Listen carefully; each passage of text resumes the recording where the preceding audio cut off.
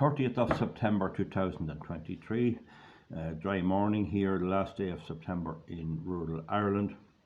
You're very welcome back. I'm just going to look at the issue of, is there a deep state?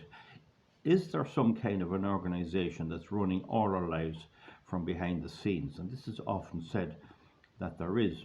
We'll just have a look at it. During the build-up to the American Civil War, which was not essentially over slavery, but there was a sympathy for the emancipation or the release of the slaves in the North more than there was in the South. But Abraham Lincoln stood for election, and that election was almost certainly rigged. It wasn't fair as such. He didn't win fair. And if you think of it back at that time with horses and carts, who would hold elections according to the American system? And who could count it, and who could do lots of things? Right, agreed, the North tended to overpopulate, had more people than the South and all that, but I still believe that in a real fair election, Lincoln might not have won. The history books can say more on that. But anyway, Lincoln got in and he went to preserve the Union. So there probably wasn't a deep state as such to decide to preserve the Union as such. During the American during the Irish War, the Irish War of Independence, started off with the 1916 Rising, and it ended with the division of the country and with the establishment of the present Irish Free State in 1922-23, that time. But certainly there's no doubt that there were a lot of British agents and soldiers and police being killed. And Churchill had power at the time. He had a big say with Lloyd George at the time, and Lloyd George, being a Welshman, was slightly sympathetic to the Irish, only slightly, but Churchill wasn't in any way sympathetic. He admired Collins, and when he had a few drinks with Collins, he realised he was one heck of a cookie, he was one tough man, and he admired that in him, but he was no time for the Irish people as such. It was Churchill pushed for the execution of some of the Irish prisoners, some of them in England, and for the execution and hanging of Irish fighter Kevin Barry in Mountjoy Jail. You know that song, in Mountjoy Jail one Sunday morning. So the pressure there was properly from Churchill and a few more hawks in the London government and the London establishment. And there would have been a certain amount of pressure on Lloyd George from the London establishment. There had been an outside establishment, people who were not in government but influenced government. So again, we can't just prove the deep state thing, but the decisions of the court martials and all of that would be influenced by what they were hearing from London, what they were being told from London by telegraph or by telephone or whatever, or messenger. And so there was a kind of an overarching influence. The court martials themselves might have said, well, you know, this is not going to work out too well. If we start executing these, it'll only make matters worse.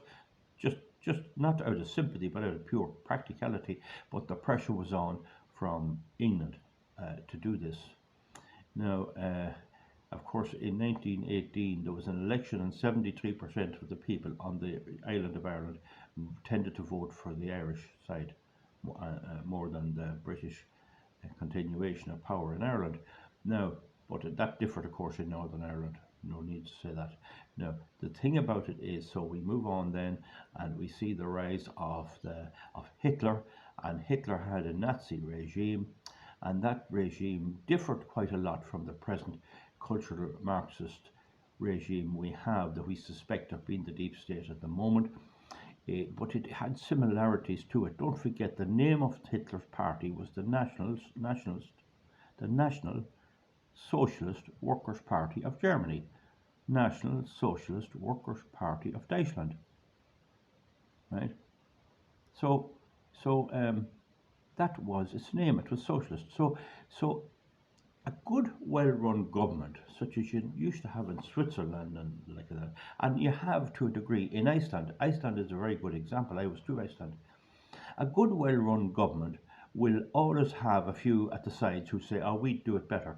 So look, we got extra money there, we just saved it, we could have borrowed, we could have spent it, we could have got even better goodies. We could have given the handicapped people holidays to the sun. We could have given old people holidays. We could do this, we could do that.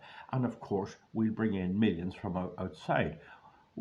Iceland is a very thinly populated country. It's only less than a third of a million. They could say, sure, we could bring in 5 million here. That's what happens. But none of that is actually a deep state, or none of that is a conspiracy.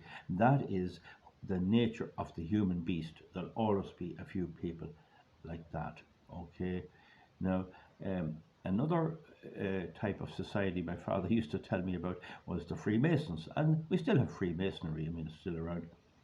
But I always remember one time I always had a couple of really good dogs, and I had one exceptional dog. He was a gun dog. He was a cross between a purebred Irish, no, what do you call him, Springer Spaniel, a purebred Springer Spaniel, and a dog was a half English pointer and a half German pointer, and he was as good a dog and well trained as ever could happen. And there was a big person I knew, a big person who would be sort of descended from the gentry of Ireland, and they knew I had dogs, and they were stuck. They were going on a shoot down the country. Now, it was somewhere in the south of Mullingar, but I will not say where. It was a long way away. It was a big country, kind of an estate, typical where the landlords held on there, and they were rearing pheasants and all this. And I was asked would I go down because they were stuck. Oh yeah, one of the dogs got sick, and they were badly stuck for a good retriever. And I got a few pounds for it, and sure I enjoyed it too, because it was a day out, even though I personally was not shooting. But anyway, when we went down there, the shoot got off on there was lunch, and there was all that fairly good and all that. But anyway, the thing about it was cherry brandy, and driving up the field with a tractor and bales of hay on it, and you'd sit on the bales or bales of straw, and they'd bring you up, and we'd beat all around the place, and they'd be banging away, and they'd be hitting and missing. This was throwback to years ago, and it was a very interesting thing to see. Anyway, I was a bit away from my friend. We call him my friend, the man that had brought me there, and I knew him also through livestock and other things like that. And didn't a row develop? Now, the people who were at the shoot were Dublin type of unionist type people. I knew by their names. There were Gilberts, and there were names that you would know were the British ascendancy going back hundreds of years, and were around Dublin and had a big say in the running of Dublin and all of that. And they came out to shoot, of course, and they had good guns and everything else. Nothing at all wrong with them. A lot of them were business people, and they were reared in the Irish Republic, and I don't think there was ever anything that would make me be against them or anything else. The best of luck to them. And so the thing about it was, anyway, didn't a ferocious row break out over a little dog, a little small. I think he was a spaniel type dog. He was a cocker spaniel, and cocker spaniels are no bloody good. It's the Springer Spaniel that's the good dog, not the Cocker Spaniel, not the Cocker Spaniel. But this is a wee black and grey Cocker Spaniel, wee fat fella, too fat to do it. And some other shooter began to criticise him and give out about him and shout at him. And if I'm not mistaken, he may have actually tried to give him a kick out of the way, because his own dog was working, getting in at a bird that was in, and this other dog was kind of slooping around, and he kind of got tick about the dog. Now, it wasn't worth getting tick about, but I have often got tick when I'd have a good gun dog and someone would come in with an old mongrel and destroy the whole thing. Or a dog, I'd have one that had set when the bird would be near, and the other dog would run in and put him up. And that will anger you if it happens on the spot. And people who don't control their dogs out hunting is a curse. It's a curse. So anyway, the thing about it is, a row developed, and it was a nasty row. It damn near got to blows. And instinctively, somebody working a chainsaw outside, not too near me, but probably coming in here, nothing I can do about it anyway. But instinctively, I knew it was a nasty old thing, and it wasn't suiting anybody. And I actually was there also to observe all these swanky people and how they behave and everything. And I love doing that, no matter what way you are, whether you're the lowest order of society, if there's such a thing, or the highest. I like to see how people behave. And anyway, the row was bad, and I instinctively went over to my friend, and I kind of knew he was a Freemason, I'd seen it somewhere and I kind of knew he was. I heard it somewhere. I wasn't all that interested. And not alone that, he was high up in the Freemasons in London. He was in the Irish Freemasons and connected, and was an agent for the Freemasons going over to London events over there. And they do all this stuff with aprons and all this stuff. Don't ask me to go there. I'm only telling you. But in any event, I went over to him and said, "There's a very bad row here between these two. I wonder, could you do anything?" And he was looking, waiting here. Said, "You better." He was watching with the gun, like, and when there's nothing to, you'll have a minute. Go over quick and get it sorted. And he respected me that way. He went over, put the gun put under his arm. And when he went over, he saw these two going at hammer and tongs, and they weren't fighting now, but they were very near, and they were fucking each other over it, and it was terrible. Anyway, he realised that I was right, and he had to do something, and he went over and he tried to talk to them. And while they treated him well, they did not settle and would not settle. And how dare he do that? And roaring and all of this. The next thing, my man went over and he went to shake hands with one of them. And I watched real tight because my father told me how to do it. And when he shook hands, he stuck his nail in there. Like that. Like that. And he stuck it in. But geez, your man found it. And the next thing, he turned to the other guy and he says, "Yes, look, we'll try and settle this out." And the next thing, you could see a man go, whew, he stuck it in like that. Everything settled. That finished it. He had a few brief words. Try and figure it out. Don't try and figure it out. Just keep your dog over a bit, or maybe separate a bit out on the chute. Whatever he said, I didn't know. But that happened. That happened. I saw that with these two eyes. I saw it clearly. So the Freemasons is a kind of such a thing as a way, but they're a bit down now. They have a nursing home in Virginia. I'm not saying they're at this deep state, but it just shows you that deep state can develop. Now, an awful lot of big companies in Ireland and elsewhere, especially in America, an awful lot of big companies, such as glass bottles, cement, I can't think half enough, the construction industry, the manufacturing industry, as much whatever there's left of it, and all of that, and almost certainly the electricity generating industry. They all have about 2 yearly biannual events. It's a dicky bow dress affair. Women have to dress nicely, and people can go on their own. Your wife might be working, or your husband might be working, and you go there and you get a little label and you do a thing called rooming. You go around and you meet everyone, and there'll be a good crowd there from Cork and Galway and Sligo, and how are you doing? And the bar is always free and the food is always free. There might be a little collection for some little charity or something, not much, and it's just a bit of rooming, a good feed. You can have a few drinks, or you can do without the drink, and you can have a good feed and you can talk and all that at it. That's called rooming, and this goes on quite a lot. Now, also golf is another area where all this sort of stuff happens. And I never played golf, I never bothered, but I have no doubt I'd be discussed on golf clubs big time. I would say the wind industry would be discussing me, Val Martin, an old farmer from the rural Ireland. They'd be discussing me a lot because I've cost them over €1 billion to date, and I've destroyed them really with my legal knowledge. But the point about it is that goes on there, and a nod to me, you'll get it. Maybe the father of a building company would say there'll be a lot of rough builders that can't come, and he's in the sun, and the sun sees this free bar, and he gets to feed and drink, and next thing he makes a show of himself, and that happens a lot too.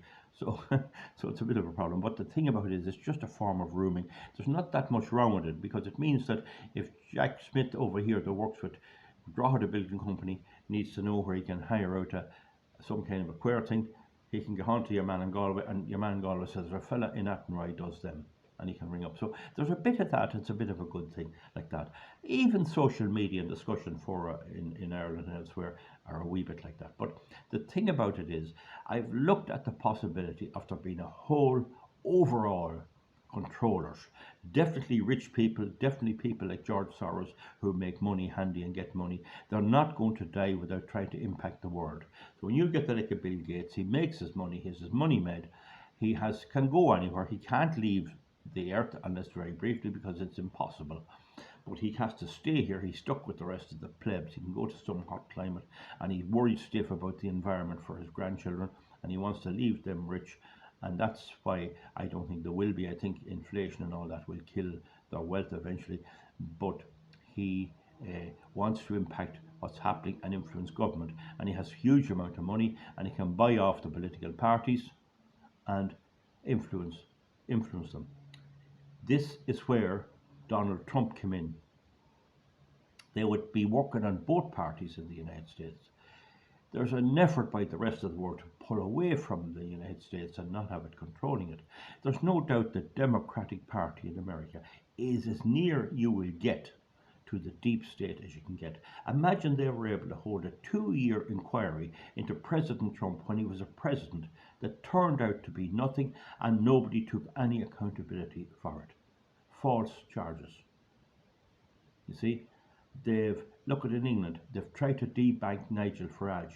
He's got 2 banker officials sacked for trying to stop his account, and he exposed that they were trying to use their banking system to weaponize the banking system and to weaponize against the people they don't like, and they are all on the cultural Marxist side, the left. So he got all that done. They just didn't like him on all this, and he's helped to get the law changed. And luckily, Rishi Sunak sided with Farage. They picked the wrong man. But the fact that they were doing that shows you that they exist, that there's something there. But I think it's a culture. I don't think it's organized. I don't think there's an organization between them. They're idiots. If they were that strong, and here's my point for saying that, if they were that good, they'd be influencing Obama, who advises Biden, and the American deep state not to do the crazy things they're doing. They wouldn't let the country be damaged. If you had a big influence on running the country, if you could make the important decisions like fuel oil, like energy, like dealing with the Chinese, like fighting Putin, like all of that, and protecting the Ukraine. If you could do all that, you'd want to try and preserve the main government. You'd want to have them basically sound so you could play your game. In fact, the whole thing in America is coming undone. It's a complete and utter mess, probably heading for financial collapse. The Bilderberg Group is sometimes blamed. I have to keep near to the phone here because there's a saw going out here. The Bilderberg Group is maybe blamed for this a lot, and I know one person who's high up in the Bilderberg Group, and in fact, at one time, I may have been an employee of a company he was involved in, and he treated me excellent, and the company treated me excellently. But he's in that. He's not a crook. He's a decent enough person, but he still would like, I think, with all his money, to have an influence on the world around him. So after looking at this, folks, I don't believe that there is a full organized army called the deep state. I think there is a sub-army. There's a sub-army, and it has at its core ignorance. I mean, they want war with Russia. They want to destroy Putin. America tries to destroy Putin. They get the EU to do it, to blow up Nord Stream 2, and Putin is still there, and they're having to accept that they're not going to beat him that way easy. Now, if they were clever, they would be able to assess that from the beginning, and they'd be able to make decisions from the beginning that would at least avoid this. Now, the one thing about whatever they are, they're bloodthirsty. They have no qualms about killing people. John Kerry said that the investment in the Ukraine war by America was good value because the Americans lost no lives. It was only Ukrainians and Russians, 400,000 of them dead. So it's a vicious ideology. John Kerry is probably one of the best, is the right word, exponents, one of the best examples of it in power. He doesn't need much telling. There's villainy and evil deep down in that fella, and it comes out naturally, and it's in people. I mean, it shows you how kings and that down the years inflicted so much misery on people. excessive. Look at Genghis Khan, the Mongol leader. He didn't have to go that far, even though he had good qualities. He didn't have to be as vicious as that. But these people have no regard or feeling for suffering. They don't mind suffering in the least. We have them at play in Ireland. We have Fine Gael, Fianna Fáil, um, the Green Party, the Labour Party, and the other left-wing parties in Dublin that would propose to be socialist and working for the poor man, whereas in fact we have probably Sinn Féin coming on, not much better. You have Claire Daly and you have Mick Wallace about the Ukraine war, saying that the answer to war is not more war.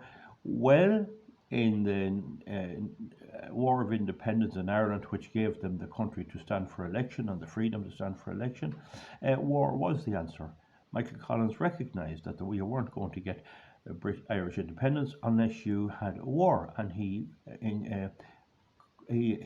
ordered executions and killings. But he did it very guardedly. He was very careful about doing it. He wasn't bloodthirsty in that kind of way. Now, in the Ukraine, the answer to war might be negotiations and all that, but if the other person holds all the cards, you need not be negotiating. You couldn't negotiate with Churchill in 1920, in the 1980, 1990, 1920s, and that area before independence.